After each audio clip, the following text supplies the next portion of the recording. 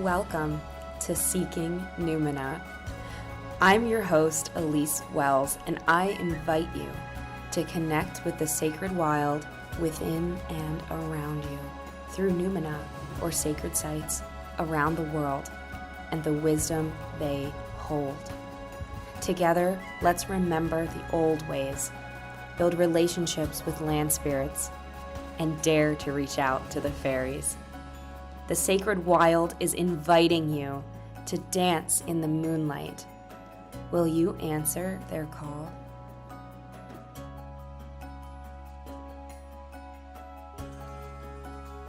Welcome to Seeking Numina. I'm your host, Elise Wells, and today we're going to talk about how to actually use land in ritual. Using land in ritual is something you can do every day on the land you live, or it can be something you do when you travel to a sacred place. It can even be something you do in the comfort of your own home, but with land that you've brought into your home. So we're going to talk about all the ways that land can be brought into our lives and how to use it in ritual. And these techniques, these practices come from a few different places. They come from my own experiences with the land. I feel like I've been initiated by the land of Greece in the years that I've spent connecting to her, to the soil, to the sea, to the mountains, to my family home in Arcadia in the Peloponnese, the land of Pan, and through traveling throughout the land there. And these practices also come from an eclectic mix of syncretism because I travel a lot to sacred places around the world. So these are sometimes things that I was inspired by the land that I travel to. And last but not least, they come from my training. I have a master's degree in spiritual studies, and I also am a high priestess, an initiated high priestess in the eclectic fairy tradition. So coming down from the fairy lineage, I like to call it the eclectic fairy tradition because we are a bit more open-minded than traditional initiated lineages of the past. And it's all land-based. Fairy is no misnomer. Working with the land in intentional, powerful ways is everything to me. And this episode is really exciting because I don't often talk about just the simple nitty-gritty of this is how you do it. So when we're talking about our land, the land that we perhaps quote unquote own, but that we get the privilege of living on and tending to, if you own your own land or rent your own land, you might have that opportunity to have a permanent place outdoors where you can connect to a sacred place, which is the land that you're on. And I want to preface all of this by saying that no matter where you live, no matter how spiritually dead or stagnant you feel the people around you are, or even maybe you feel that your household is, the land you are on is sacred because it is the body of our mother. At the end of the day, it's just that simple. All land is sacred. Even the scrubbiest patch of paved over, cracking pavement grass that you might find in, behind a 7-Eleven in New York City, that's land. And beneath that is a holiness, a sacredness that we can tap into when we're open to it. And the land is waiting for us to tap into that. So if this is your first time listening to the podcast, I highly recommend going back to the first episode, Is the Sacred Wild Calling You?, to really learn about what I call the sacred wild, which is this powerful calling to nature and this acknowledgement of the nature within us, with the sacred wild that resides in our hearts and in our bodies as beings made of earth. That's the sacred wild. And if you're here listening to this, chances are the sacred wild is calling you. So how do we do ritual with land? The first thing you can do is have a permanent place. And this might look like a simple stone, like a nice flat stone that you can use as an altar to place your candles or your workings while you do ritual outdoors. Do your ritual outdoors. If you know you're going to make a spell jar for the full moon, see if you can do it outside as the sun is setting. It doesn't have to be under that nice, big, bright full moon. If it can be, imagine how powerful that is. Maybe you're going to leave your crystals and some water out to charge under the full moon on your land outside. That is such a powerful thing to do. And if you want to bring the land more intentionally into those rituals, you can invoke the land spirits as part of your ritual. And this is something you can do from inside as well. Because even if you live on the 30th floor, you still are on land, right? It might take a long, long time in meditation to really visualize those roots extending down to the ground when there's 30 floors in the way, but it's still there. It still can be done. And when we call on the land spirits, if you practice witchcraft or you've studied witchcraft, you might know that we call the quarters. We call the east, we call the south, and each of these quarters has an element associated. So east has air, south has fire, west has water, and traditionally north is earth. And that's the traditional witchcraft way of calling. You might start in the north with earth. You might have different elements for different directions if you're part of an alternative tradition. But when we do that call and we call in those elements, we can simply add, I call in the land spirits, the spirits of this sacred place that I call home. I call you in with gratitude for the home that you provide. I call you in with love for the lessons that you teach me. And I call you in with reverence for the protection that you grant us. And that just came to me in the moment. I didn't write that first or anything. So I do encourage you to try that. Try and call to the land the way your heart wants to. What does it want to say? What gratitude does it have for the land? Intentionally calling in the land like that is such a powerful way to incorporate land into your practice. Now, what about other elements of land? Can we bring the land indoors to do ritual? And the answer is yes. In fact, if you know that your goal is to work with the land in ritual a little bit more, but you know you don't have a place outside for a permanent altar, what I recommend doing is walk around the land, walk around your neighborhood, and tell the land, ask the land. Well, actually, first introduce yourself if you haven't. Tell them what you're doing. If you call yourself a witch or a druid or a healer, let them know and introduce yourself. I'm Elise. I am a priestess of the land. I'm here to take your lessons to others who are looking to work with land. All of these kinds of questions can be asked to the land. All of this kind of information can be given to the land as we build connection. Sometimes, the land that I have in Pennsylvania, for example, I will go outside and just kind of tell them how my day went. And that started when I was a little kid. I'm really fortunate when I'm in PA that I get to stay at my family's home where my parents used to live in Pennsylvania. And here in this house, the land behind our home is trees that were planted when I was a kid or just before. And so these trees have grown up with me. And you may have seen this expression going around on the internet. I see it a lot these days. The trees you grew up with remember you. That is so, so true. It's so deeply, beautifully true. It's powerful to remember coming home from school, getting off the bus, rushing home.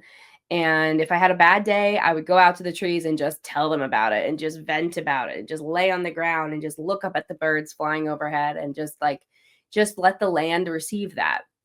And if I had a great day, I would do the same. I would do the same and celebrate with the land.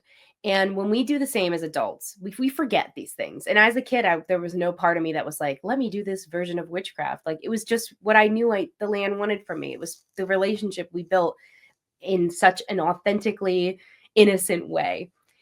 But we can still have that as adults, even if we feel we've lost touch with our inner child in that way, or we don't remember ever even going outside as a kid. We can still have that innocent connection with the land around us when we're honest with it, when we show up in conversation. And so take some time, walk around your neighborhood. And my book, Sacred Wild, An Invitation to Connect with Spirits of the Land, releases with Llewellyn later this year. And it is filled with exercises to deepen your connection to land. There's full rituals in there, full invocations. There's a consecration ritual that helps you create a sacred space in your land if you want to. There's all kinds of detailed workings. So if this is your kind of conversation, if you're taking notes right now or bookmarking things to come back to later, definitely, I'll keep an eye out. I will be letting everybody know when pre-orders open for that book, because it's exactly for you in that case. So once you're walking around your land and you tell your land who you are, what you're doing, and you can ask for a gift. Ask for something that you can take home with you to put on your altar to create your sacred space at home that is in honor of the land. And I promise you, the land spirits will deliver. You'll come across a gorgeous little pebble. You might find a nice leaf perfectly formed and uncrunched in the fall, ready for you to take home. You might find a stick that you get to create a wand out of. You might even get a feather, which is one of my favorite gifts to get because they're just so beautiful and useful. I use feathers all the time to waft incense over myself in the morning, or to, honestly, they have such sensual feeling to them. Like, oh, I have one right behind me. Like, just like gently stimming along the edge of a feather is so lovely. And whenever we incorporate the land into our ritual, even if it is going out, asking for a gift, getting that feather, bringing it home, and then in the mornings, holding that feather, maybe running it gently across your face in gratitude and saying good morning to the land that way, you have brought the land into your ritual. Now, what kind of magic, what kind of workings, what kind of daily practices do land spirits most enjoy spending time doing? Now, there's really no ritual or conversation that you could get into that the land spirits don't want to have when it comes to energy. But I've found that the greatest ally we have for protection magic is our land spirits. Land naturally wants to be safe. It wants to protect. You may have heard these amazing stories of tornadoes coming through a neighborhood and somehow going right around this one big old tree. Or maybe even going around a certain house. And to me, I've always wanted to interview those people and be like, so did you really take good care of your land? Do you keep a bird feeder? Maybe? Do you not use pesticides? Because it speaks to a deep level of connection to one's land to be protected in that way. The other thing land protects us from is trespassers, people who might seek to burglarize or harm our home or families. The land will respond in retaliation. It will, in fact, protect you from those things happening. A friend of mine, and this is interesting because she's not witchy, but when she told me what was going on, I suggested some witchy stuff that she did. And, well, I'll tell you the story. So she had these neighbors, like, she lives actually along a wetlands, and so it's like all of her houses, like the neighbors' houses and her house, and they back up to this wetlands. And then on the other side of it is another neighborhood. And so you technically can walk across those wetlands because it's like not that wet. I don't know why they're called wetlands, to be honest, but they just are a bit damper. Like they have certain plants growing. Anyway, so for some reason, somebody from this other neighborhood started, they were a heavier drug user, and they started in their drug-addled states wandering into her land. And she doesn't have that much land. It's like an acre. So she's seeing it from her kitchen window. This like person on heavy drugs wandering into their land. And they called the cops, and they did like the things you're supposed to do. And they were told, like, this is your problem, deal with it. So I suggested spiritual warding. And I said, just tell the land spirits, just be like, this is happening and that person's not welcome here. And so she did that. And in fact, she had planted, like in retaliation, like trying to keep this guy out, she planted some little trees, like little arborvitaes, like little tiny baby ones that are going to grow up to be big and strong one day. And these little trees really weren't going to do anything against this guy at this point in time. But I said, just bless those trees too. Like tell them, give them their charge them with their task of protecting your family. So we did that. We went outside, we charged the arborvitaes with protecting the home. And, she felt really silly doing it, but she's like, whatever, we'll try it. And sure enough, this guy, he had tried to enter their land, and the wetlands, they must have had rain. I don't even remember there being remarkable amounts of rain, but the wetlands like suctioned this guy's shoe off. And his shoe was like there. And she was like, oh my gosh. So she checked the Ring camera, and literally just before the line of these arborvitaes, this guy loses his shoe and just turns back and goes home. And the shoe was there in the wetlands, just beyond their property line. Like, I mean, like 8 inches, like right there. And these are the ways the land spirits show up for us. Like sometimes, like when we think about spirits and connection to deity and the relationships we can build with spirits, we picture these really deep, detailed, like transformative visions of experience. Like they come to you and they give you signs and symbols. Land spirits are subtle. They don't really work like that, but they will show up for the magic that you want them to every time. And when it comes to protecting themselves, because it's also, I mean, the land is them. So if you're saying don't let this weirdo come onto our land, that's also going to work. Like that's going to help everybody. And it was really powerful to see that work, even for somebody who was a little hesitant that it would. And I think that's the power of land spirits, is they're just waiting to be included. And when you invite them, they will show up. So there's a couple other things as you begin this journey with using land in ritual. Oh, I wanted to say too, dirt. Literal dirt from your land is so powerful to have on your altar. If you don't have any and you're building connection with your land spirits, that is such a great gift to bring in. You can even bring in a bowl and fill it with dirt, and you can carve sigils into that. Basically, you can use that the way you would use like you can make crystal grids on top of it. You can use it the way, if you've ever read like more traditional witchcraft texts, they used to say that you would create a foundation of salt on your altar or create a salt circle. You can use dirt from your home any way that you would use salt in traditional magic. So dirt is a great way to literally bring in the land. And if you travel to sacred places, or you travel somewhere that means a lot to you and you want to bring a bit of that energy, a bit of those land spirits into your home, you can ask them if it's okay and then take a little bit of dirt from there as well. You could even have an inspiration jar of dirt from places that changed your life to visit. Imagine how powerful that would be. Or a little shelf filled with little tiny vials. Like I picture those cute little, like you can get those tiny little jars. That would be so special. So dirt, didn't want to neglect to mention that. Okay. The other thing I would like to suggest to anybody who's looking to use land more deeply in their ritual is to keep a land spirits journal. This is a topic that runs throughout Sacred Wild. It's in the book a lot, because having a journal where we notice, think of it, I just told you how subtle land spirits can be.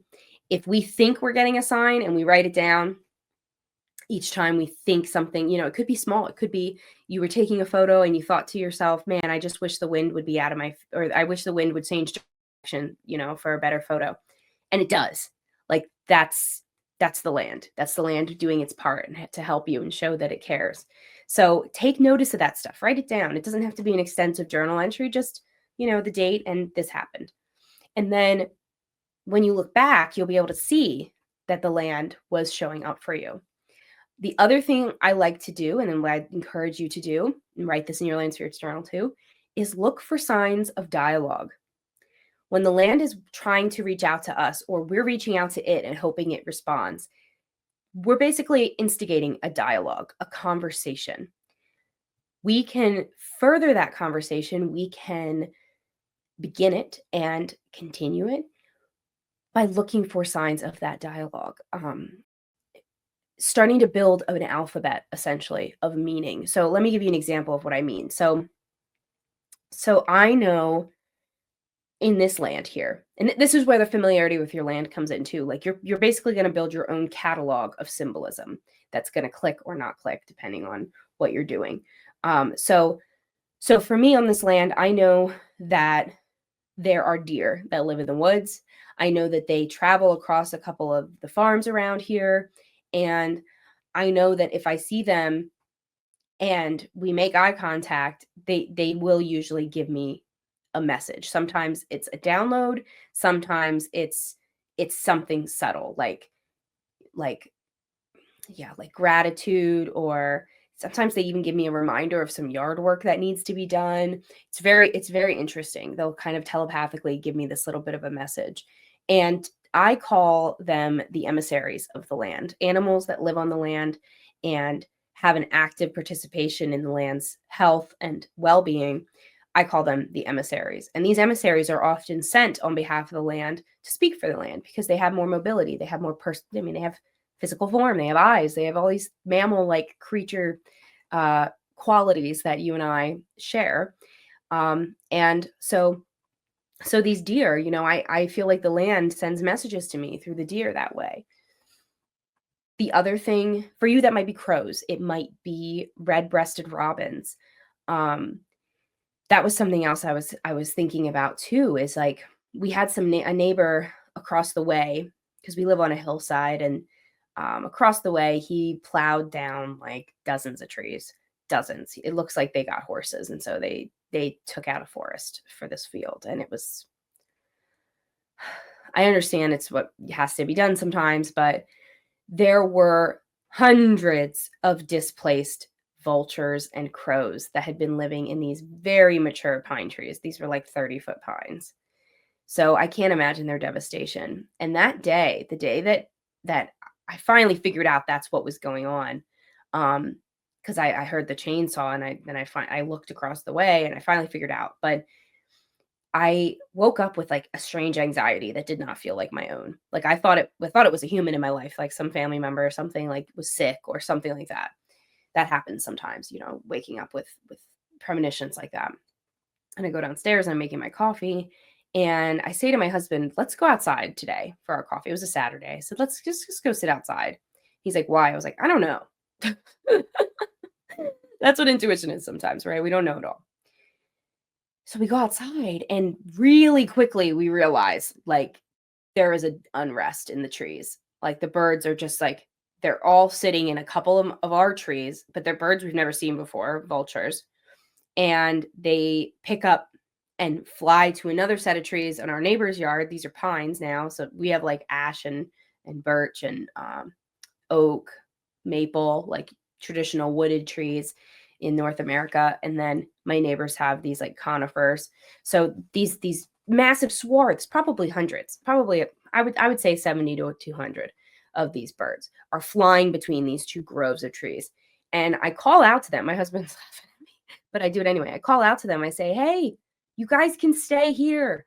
You guys can stay here." And I swear to you, they heard me. And we stayed out there a couple hours, just like kind of hoping they would settle down and like stay in the trees. And in that time, that's when I heard a chainsaw, and then I was able to see, and I was like, "Where did those trees go? Oh my gosh." And that's when I kind of put it together. So as we speak, that was a couple of months ago now, before the holidays. And as we speak, they are living in our trees now. And some of them stayed in the conifers, because the way the neighbors' trees and ours go, they kind of come together at a perpendicular point in a corner. And these vultures seem to be pretty happy where they are now. The crows as well. I still wonder if they're slightly warring for territory, but I keep speaking to the land and telling it like, they're welcome. Where do they need to be? So it's very interesting. And I actually woke up to a crow. It was kind of cool, tapping at our glass. It was like morning after the new moon. And there was a crow at the window, like the window right next to me, where I thought it was my cat messing with stuff on my desk. It was like this like knocking sound. And we opened the blind, and there it is, a crow just like, "Hello, hello." So cool. So that's the dialogue. That's the dialogue I'm talking about. The land wants to speak to us. It wants us to listen to it, and it wants to repartee. It wants to do this back and forth. So open yourself up to it. See where it wants you to converse.